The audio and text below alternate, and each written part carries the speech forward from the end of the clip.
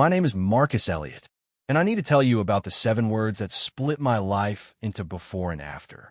Not a breakup, not a bankruptcy, not a diagnosis. 7 words, spoken at the worst possible moment by the one person who was supposed to be my anchor. 7 words that I still hear sometimes in the quiet of early morning before the rest of the world wakes up, before Elijah stirs in his room, before the coffee finishes brewing. 7 words that, God help me, turn out to be the greatest fuel I ever burned. Please like this video and listen to my story till the end, and let me know which city you're listening from. That way, I can see how far my story has traveled. Because I believe this story needs to travel. I believe somebody, somewhere, is sitting exactly where I once sat, and they need to know what is possible on the other side of the worst moment of their life. So, let me take you back. My mother's name was Margaret Elliot. She cleaned hospital floors for 19 years. 19 years of pre-dawn alarms and swollen feet, and a uniform that never quite lost the smell of disinfectant no matter how many times she washed it. She did it without complaint. She did it with a kind of quiet, almost sacred dignity that I've spent my entire adult life trying to be worthy of. Every single night when I was a boy, she would sit on the edge of my bed, smooth the blanket the way only mothers smooth blankets, and she would say, "Marcus, a man who abandons his family in their darkest hour, is no man at all." I heard those words so many times they became part of my bones. She was lying in a coffin 10 feet in front of me the day everything collapsed. The church was full, the kind of fullness that only funerals and weddings produce. People packed into pews who hadn't spoken in years, suddenly remembering they cared. The pastor was mid-prayer, his voice rising and falling in that particular rhythm of men who have presided over too much grief and learned to carry it professionally. I was holding my son, Elijah, against my chest. 6 months old, born 6 weeks early. A tiny, furious, miraculous person whose heartbeat I could feel against my own like a second pulse. My wife, Diane, was sitting beside me. She had been sitting beside me for 15 minutes. I know now that she had already decided. I know now that those 15 minutes were not grief or solidarity or even the performance of it. She was simply waiting, calculating. She had chosen the moment the way a surgeon chooses an incision point, with precision, with the understanding of exactly how much damage it would cause. She leaned close, and she said it. "I'm married below myself. I'm done." Not a whisper, not a trembling confession soaked in guilt or apology or even the decency of shame. She said it the way you read a bill you've already decided not to pay. Flat, final, practiced. Then she placed her funeral program on the pew beside me, folded neatly, so neatly it looked like origami.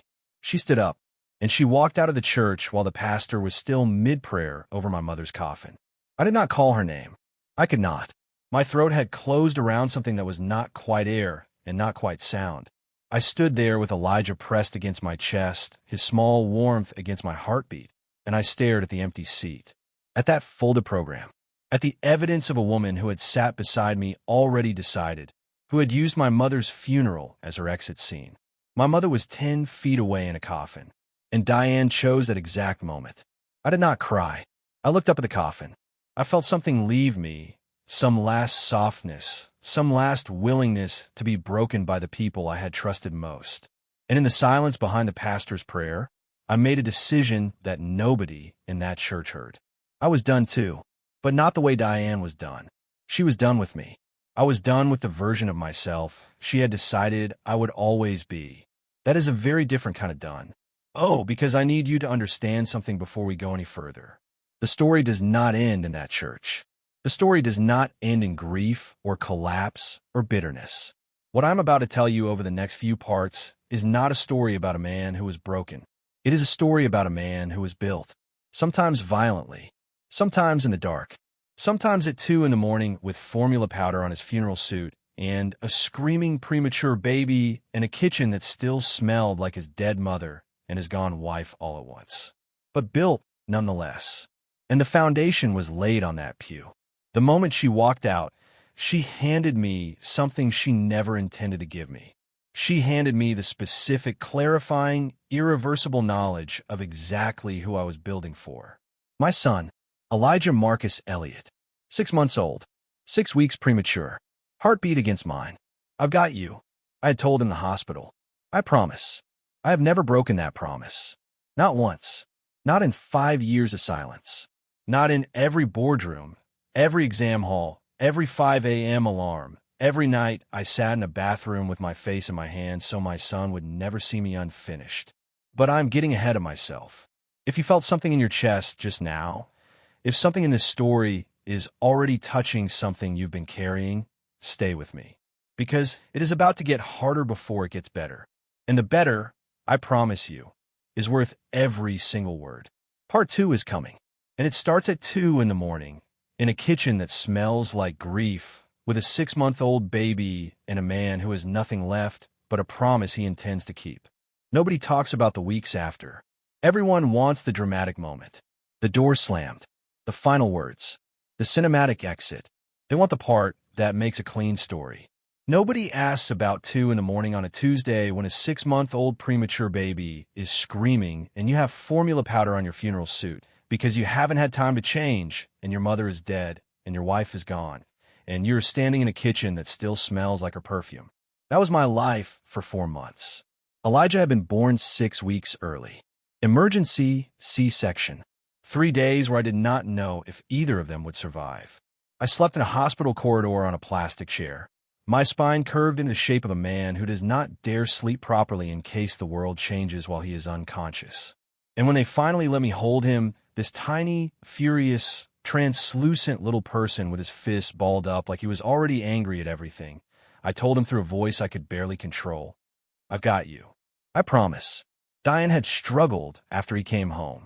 I could see it, the distance in her eyes, the way she held Elijah like he was borrowed, like she was handling something that belonged to someone else. I did not understand it then. I understand it now. It was postpartum depression that nobody caught because she kept insisting she was fine. And I kept believing her because I wanted to. Because wanting to believe someone is fine is so much easier than accepting that they're drowning. Her mother, Gloria, called every week. Little surgical comments, delivered with the precision of a woman who had been sharpening that particular blade for years. You're still in that small flat, Diane. Her voice on the phone, slipping under the door, filling the corners of our home. I heard those calls. I said nothing. I told myself Diane was stronger than her mother's voice. I was wrong. 3 weeks after the funeral, my friend Francis came by. He stood in the doorway of that kitchen and looked at the formula tins and the laundry mountain and the printed feeding schedule I had laminated because it was the only way my exhausted brain could track Elijah's needs. He looked at all of it. Then he looked at me. "Where's Diane?" he said. "She left," I said. He stared at me for a long moment. The kind of stare that contains an entire conversation a man is too stunned to have out loud. "Can you help me figure out this car seat?" I said. Francis picked up the manual without another word. He didn't say I'm sorry. He didn't say she doesn't deserve you. He didn't say all the things people say when they want to comfort you, but have no actual plan for your 2 in the morning. He picked up the manual, and he sat down at my kitchen table, and he helped me figure out the car seat. That was the moment I understood who my real people were. Not the ones with the right words. The ones who pick up the manual. The day after Diane left, her mother came to the house. Gloria did not come to apologize. She did not come to check on her 6-month-old premature grandson. She came to collect Diane's things. She moved through my mother's house because it was my mother's house, the house Margaret Elliot had scrubbed hospital floors for 19 years to give me, and Gloria moved through it like she was reclaiming lost property, packing bags with the efficiency of a woman who had been planning this too, folding Diane's dresses with more tenderness than she had ever once shown me in 3 years of marriage. "Gloria," I said. She paused. "She left with a 6-month-old baby still here," I said. "My mother just died." She turned around slowly, the way people turn when they have been waiting for their cue. "My daughter is not a house girl. Marcus," she said. "She married you thinking you were going somewhere. You're still in the same place." She picked up the bag. "Be thankful she left the baby. That's more than you deserved." And she left. I stood in the silence she left behind. Elijah made a small sound against my chest. I walked to the window and watched Gloria put Diane's bags into a taxi. She did not look back at the house. Not once. I need you to understand something. Those words, "you're still in the same place," did not break me. They became the most expensive fuel I have ever used. And I never paid Gloria a single cent for it. Every 5 a.m. alarm for the next 5 years, those words were there. Every professional exam, I sat alone with a flask of cold coffee and Elijah's photograph tucked into my exam booklet. Every site report, I filed at midnight while my son slept. Every boardroom, every contract, every milestone, "you're still in the same place." Gloria said it like a verdict. Like my ceiling had already been measured, recorded, filed away. Like I was a property that had been surveyed and found lacking. She had no idea she had handed me the blueprint. Now I know what some of you are feeling right now. Some of you are feeling that particular ache of being underestimated by someone who was supposed to see you, someone who looked at everything you were carrying and decided you were the problem. Some of you know exactly what it is to stand in your own home while someone tells you that you are going nowhere. Hold that feeling, because we are about to talk about where I went. But first, there was a letter, 3 years after the funeral. Handwritten, looping, careful letters I recognized immediately. Diane's penmanship has always been beautiful, and the letter arrived on a quiet morning while Elijah slept, and I sat at the kitchen table and I read it. "I'm sorry. I was drowning and didn't know how to tell you. David is not what I thought. Please let me see Elijah. David Mensah." I knew that name. He had reappeared in Diane's life 18 months into our marriage, right when her father's property business collapsed, and Shane moved into our flat like a third tenant. He drove a G-Wagon. He was generous, patient. He made himself the contrast to everything I was still becoming. And Diane, exhausted and depressed, and with Gloria whispering in her ear every week, chose the finished product over the blueprint. I folded the letter, read it once more. Then I walked to the stove. I turned on the gas, and I held the letter over the flame. I watched it burn with a completely calm face. I was not trembling. I was not crying. I was simply a man watching paper turn to ash, the way you watch a receipt burn after a transaction you have already closed. The next morning, I called my lawyer. "She hasn't filed for custody yet," he said. "She will," I said. "I want to be ready when she does." I had learned something from Gloria's visit, from the funeral pew, from 4 years of 2 a.m. feeding schedules. The people who leave always come back. And when they do, they come back expecting to find you still in the same place. I intended to be somewhere else entirely. Keep watching, because part 3 is where the building begins, where a little boy asks his father a question that nearly undoes everything, where a man learns that the only bathroom in his house is the only place he is allowed to fall apart, and where 5 years of silence begin to speak louder than anything Diane or Gloria ever said. Don't go anywhere. This story is just getting started. Elijah was 6 years old when he asked me the question I had been rehearsing an answer to for 2 years.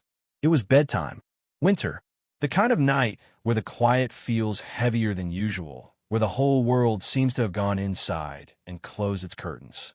I was tucking him in, smoothing the blanket the way my mother used to smooth mine, running my hand across the edge the same way, in the same direction, because some gestures are inherited and you don't even notice until you're doing them. He looked up at me. Those quiet, serious eyes of his, eyes that had inherited their gravity from nobody I could identify. They were entirely his own. "Daddy," he said, "why doesn't my mommy live with us?" I sat on the edge of the bed. "Some mummies and daddies love their children from different houses," I said. "She loves you." He considered this the way a 6-year-old considers theology, with his whole small face, with a seriousness that deserved a serious answer. Then he said, "Did she leave because of me?" Oh, that question. I had known it was coming. I had felt it approaching for months, the way you feel weather before it arrives. I had stood in front of the bathroom mirror at 6 in the morning 3 months before this night and rehearsed this answer until I could say it without my voice breaking. I said no, never. She left because of choices she made that had nothing to do with you. You're the best thing in this house. You have always been the best thing in this house. He nodded, closed his eyes. Children have a remarkable ability to accept truth when it is delivered without trembling. They can feel the trembling even when you hide it. So you cannot tremble. I tucked the blanket in. I walked to the bathroom. I closed the door behind me with the quietest possible click. And then I sat on the edge of the bathtub, and I put my face in both hands. I stayed there for 4 minutes. I know it was 4 minutes because I counted, because I had a rule. 4 minutes. Then I had to wash my face, look at myself in the mirror, and go back to finish the dishes. The bathroom was the only place I was allowed to be unfinished. Everywhere else, the office, the school gate, the courtroom that was coming, I was immovable. I had decided that at a funeral pew. I intended to keep that decision. But the bathroom was mine. Those 4 minutes were mine. And in those 4 minutes, I was allowed to feel everything I would not let my son see me feel. I washed my face, looked at myself for a long moment, went back to finish the dishes. Nobody saw that. Nobody was supposed to. There is something I want to say directly to anyone watching this who is raising a child alone right now, who is holding everything together with their hands and their teeth, and their absolute refusal to let their child see the full weight of what they are carrying. You are allowed your 4 minutes. You are allowed the bathroom. You are allowed the car at the school gate when you sit for an extra 60 seconds before you go in. You are allowed to feel it fully in the places where your child cannot see you feeling it. That is not weakness. That is architecture. That is you building the walls strong enough that what is inside them stays safe. Keep building, because the court was coming. And Gloria, who had told me I was going nowhere, was about to sit in a courtroom and watch 5 years of my building stacked into a folder on a table. But first, David Mensa, Francis, sent me the video at 11 at night. No caption, just a link. The Financial Crimes Commission arrested David at his own real estate launch event. Diane was standing at the podium in a gold dress when the men in plain clothes came through the side door. I watched David's smile drop. Not immediately. There was a 1-second delay the moment his eyes found the warrant, and then the smile simply fell off his face like something that had never been attached properly. They took his arms. He said nothing to Diane. Not her name. Not a look. Not a single word of warning or goodbye, or I'm sorry. He was walked out of his own event, and she was left standing at the podium alone in the gold dress in front of every camera in the room. Someone photographed her standing there abandoned. It went viral by midnight. I closed the video. I felt nothing cinematic. No satisfaction. No quiet vindication. No exhale. I felt the specific numbness of a man who had already grieved the ending of something long before it officially ended. I had known this was coming. I had filed it away without comment for 2 years. The frozen investor accounts. The whispers through Francis. The asset valuations that didn't add up. I poured a glass of water. Checked Elijah's monitor. Went to bed. Some people wait for justice like it is entertainment. I had stopped watching that channel years ago. I had my son. I had my work. I had my mother's house, quietly renovated on my own terms. That was enough. That had always been enough. Now, the courthouse, because that is where part 4 takes us. To a table with a folder on it. To a drawing made by a 7-year-old boy. To a judge who looked at 5 years of evidence, and then looked at Gloria, and then looked at me. And to a sentence, written in a child's careful handwriting, that stopped an entire courtroom. Stay with me. We are almost there. There is a business journalist named Corinne Adeyemi who wrote a profile on me for a Lagos infrastructure magazine. The headline read, Marcus Elliot, the quiet giant rebuilding West Africa. There was a photograph. Me on a construction site in Abuja, hard hat, mid-laugh at something an engineer had said. I looked, according to Francis, who framed a copy without asking my permission and hung it in his office, like a man who had never once been defeated. Francis sent the article to 6 people. One of those people sent it to Diane. I found out 3 weeks later when Elijah, with the casual devastation only children can deploy, mentioned in the car. Mommy cried when she saw your picture, Daddy. I was driving. I kept my eyes on the road. Did she? She said you looked different. Different how? Happy, he said simply, and turned back to his window. Happy.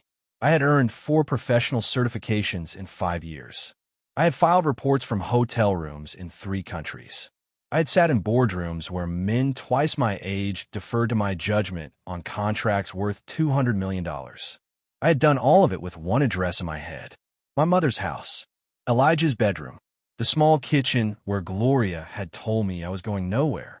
And my 6-year-old son had summarized all of it in one word. I gripped the steering wheel. I did not reach out to Diane. I did not acknowledge the article. I simply kept driving. For certifications. 3 countries. $200 million. Happy. Then came the courthouse. If this story is hitting something real in you right now, share it. Drop a comment below. And tell me where you're watching from. Because I want to see how far this story travels. The custody hearing was the day Gloria finally ran out of words. She sat beside Diane on the left side of the courtroom, spine straight, chin elevated, wearing the expression of a woman who had never once in her entire life been wrong. I had not seen her since the day she walked through my mother's house collecting Diane's dresses. She looked older. We all did. My lawyer placed a folder on the table. Inside, 5 years of medical records. Signed by me. School enrollment forms. Me. Vaccination history. Me. A pediatric psychologist report confirming Elijah's healthy, stable development. Birthday photographs. And a drawing. A drawing Elijah had made in class that week, with his careful 7-year-old handwriting underneath it. My daddy builds things that don't fall down. The courtroom went very quiet when that drawing was submitted. Diane's lawyer argued the leaving had been postpartum related. Temporary. That Diane deserved the opportunity to rebuild her relationship with her son under a shared arrangement. My lawyer said, Mr. Elliot is not contesting visitation. He is contesting the narrative that a child should be removed from the only stable home he has ever known in order to satisfy an arrangement that serves the adults and not the child. The judge looked at the folder for a long time. Then she looked at Diane. Then she looked at me. Gloria leaned over and whispered something to Diane. Diane did not respond. She was looking at the drawing. My daddy builds things that don't fall down. I watched Diane read those words. I watched something move across her face that I could not name and did not try to. Something that lived in the space between grief and recognition, between the mother she had been and the mother she was trying to become. I did not look away from her, but I did not reach across that space either. I looked straight ahead.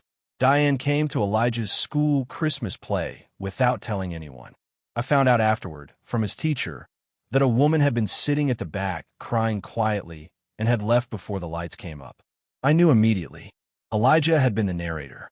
Little suit, index cards, the intense concentration of a child who has rehearsed something until it lives in his bones. He spoke every line without rushing, without mumbling, with a steadiness that made the other parents lean forward slightly. When the curtain closed, he launched himself off the stage and into my arms, and I caught him and spun him, and we laughed the way we always laugh, like it belongs only to us. I had been in the 3rd row. She had been at the back. She had watched the whole thing alone and slipped out before the lights came up. I did not know what to do with that image. The image of a woman sitting alone in the back of a school auditorium, watching her son be everything she missed him becoming, and choosing to leave again before she could be seen. Old habits, I suppose. I did not mention it to Elijah. He did not need to carry it. That night, I tucked him in, and he asked if I was proud of him. I told him I had been proud of him since the day he arrived 6 weeks early and furious about it. He laughed his big laugh and was asleep in 4 minutes. I sat in the kitchen in the quiet. I thought about the woman at the back of the auditorium. Then I thought about the site report due Friday. I opened my laptop. Part 5 is the part about forgiveness. Not the loud kind. Not the kind performed for the person who hurt you so they could see you doing it. The quiet kind. The private kind. The kind that has nothing to do with them and everything to do with you. It happens in a parking lot in the rain on a Thursday evening. And it is the moment I finally put down something I had been carrying since a funeral pew 5 years before. Stay with me. We are almost at the end. And the end, I think, is the most important part of all. 5 years after a funeral, morning school drop-off at a private primary in Lecky. I pulled up in the car, and Elijah launched out of the back seat the way he always did, bag bouncing, collar already crooked, entirely unbothered by the world in the way of children who have been loved consistently and well. I crouched down, straightened his collar. "Speak clearly in class today," I said. "Don't mumble." He grinned at me. That grin, the one that was entirely his own, that I could not have manufactured or earned or deserved, that simply existed as a fact of him, like his serious eyes and his furious premature entrance into the world. He ran through the gate. I stood up, and there was Diane, standing near the gate in a way that was trying very hard not to look like waiting. She looked tired in the specific way that expensive clothes cannot cover. The tiredness that lives behind the eyes and in the set of the jaw. The tiredness of a woman who had chosen the wrong thing and spent years understanding that she had. She had been beautiful when I married her. She was still beautiful. That had never been the point. She took one step toward me. "Charles," she said. She still used my old name sometimes. Muscle memory. "His teacher's name is Mrs. Ade," I said. "She finishes at 2:30. I got back in the car. I drove away. I watched her in the rearview mirror for exactly 3 seconds. Standing at the school gate, mouth slightly open, hand half raised. Then I rounded the corner and she was gone. I want to be honest about that moment, because I think people misunderstand it. I was not cold because I hated her. Hatred requires a kind of ongoing investment, an energy I had long redirected toward things that mattered. I was not cold because I wanted her to feel small. I was cold because I'd spent 5 years building a life that did not have a door for her to walk back through. Not out of bitterness, out of architecture. You cannot leave a man at his mother's funeral, tell him he was never enough, and then stand at a school gate 5 years later expecting him to make conversation like it is a Tuesday. I had Elijah at 2:30. I had a site review at 4. I had absolutely nothing else for her. She came to my office on a Wednesday afternoon in the middle of a site coordination meeting. My assistant entered with the expression she reserved for professionally awkward situations. "There's a woman downstairs," she said. "She says she's your wife." The room had 4 engineers in it. I felt them recalibrate silently. "Tell her I'm in a meeting. Ask if she has an appointment." She returned 7 minutes later. "She doesn't have an appointment. She left her number." I read the note, folded it in half, placed it under the edge of my keyboard, where it stayed for the rest of the day, untouched, like a footnote to a chapter one had already closed. After the engineers left, my assistant lingered. "Should I add her to your contacts?" "No," I said. "What's my emergency contact listed as?" "Mr. Francis." "Keep it that way." She nodded and left. I sat alone in the office for a moment. Diane had walked into that building, glass and steel, my name on the lobby directory, and the system had asked her for an appointment. She had been processed by the administrative reality of a life she had decided I would never build. Not out of cruelty, out of accuracy. She was not my wife. She had not been my wife for 5 years. The paperwork had confirmed what the funeral pew had already decided. I opened the Abuja files. I had a deadline. Now, the parking lot. This is the part one have thought about the most. The part one have turned over in my hands in the quiet of many evenings, examining it from different angles the way you examine something you want to understand completely before you set it down for good. Forgiveness, not the loud kind. Tell me in the comments if you've ever had to forgive someone in silence, with no audience, no recognition, no one watching you do the hard and private work of releasing something that had every right to stay lodged inside you. And if you've dealt with something similar, share your story. You are not alone. Subscribe for more stories about standing your ground and reclaiming your life. Because these stories matter. They matter more than we are usually told. Back to the parking lot. Thursday evening. Rain. The kind of rain that doesn't commit to a storm, just falls quietly on concrete and on car roofs and on the shoulders of people standing in it. Diane had been showing up for supervised visitation consistently for 4 months. The first real consistency she had shown since Elijah was born. I had watched my son warm to her slowly, carefully, the way a child warms to something he wants to trust but has learned to approach gently. I watched it happening, and I said nothing because it was his relationship to build, not mine to architect or obstruct or manage. I was walking to my car after pickup when she called my name. I stopped, didn't turn immediately. Her voice was quieter than I had ever heard it. "I know you don't owe me anything," she said. "I know that. I'm not asking for anything." Rain on the parking lot roof. My hand on the car door. "I just need to say it once," she said. "I'm sorry. Not for a second chance." I'm sorry. I turned around. I looked at her for a long time. This woman who had folded a funeral program like origami and placed it on a pew and walked away. This woman whose mother had told me I was going nowhere. This woman who had stood at a podium in a gold dress and been left without a word or a look by the man she had chosen instead of me. I looked at her standing in the rain outside a school in Lecky, 5 years older, saying the only thing she had left to say. I said, I know. No, it's okay. Now I forgive you. Now we can start over. Not even the words forgiveness itself. Just, I know. Because I did. I had known for years. I knew it in the bathroom with my face in my hands. I knew it at every 5 a.m. alarm. I had known it the night I watched her let her turn to ash. I had carried the knowledge for 5 years and done everything I had done with the weight of it in my chest. And now she was standing in the rain confirming it. And I did not need her to confirm it, but she needed to say it. And that was fine. That was enough. I got in the car. In the back seat, Elijah waved at her through the window, his small hand back and forth, completely uncomplicated. The pure, unguarded generosity of a child who has been loved so securely that he has love left over for people who have not always deserved it. She waved back, and something left me in that parking lot.